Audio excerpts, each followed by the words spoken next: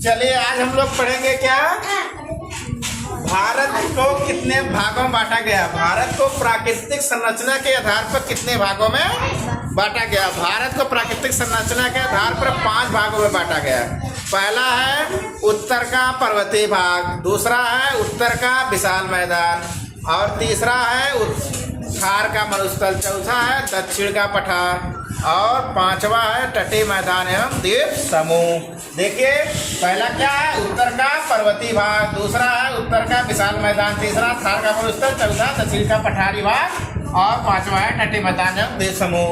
उत्तर का पर्वतीय भाग मतलब क्या, उत्तर पर्वतीय भाग मतलब जम्मू कश्मीर से लेकर अरुणाचल प्रदेश तक जो पर्वत फैला हुआ है, जो भूभाग फैला हुआ है, उसको क्या कहते हैं, हिमालय पर्वत भी कहते हैं। उसी को हम हिमालय पर्वत के नाम से जाना जाता है। उसको 3 भाग हिमालय पर्वत तीन समानांतर श्रेणियों में बांटा गया। पहला है हिमाद्र है, दूसरा है मध्य हिमालय, और तीसरा है शिवालिक श्रेणी। 3 श्रेणियों में बांटा गया है, ठीक है। और उसी से जितनी भी हमारे उत्तर के विशाल मैदान जो भी आई है सब नदियाँ वो उत्तर से पर्वत से ही आई है। ज़्यादातर नदी जितने विशाल मैदान अपने उत्तरी भाग में बह रही नदियाँ सब पर्वत से ही आई हैं।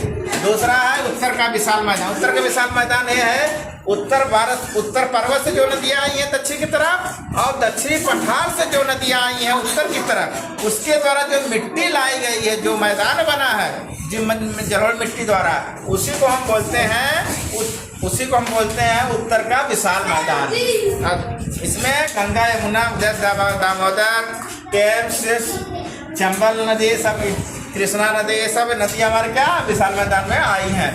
तो तीसरा है थार का मरुस्थल हमारा जो है राजस्थान में पड़ता है। ये कई सौ किलोमीटर में फैला हुआ है। वहाँ रेत ही रेत है, सब बालू है।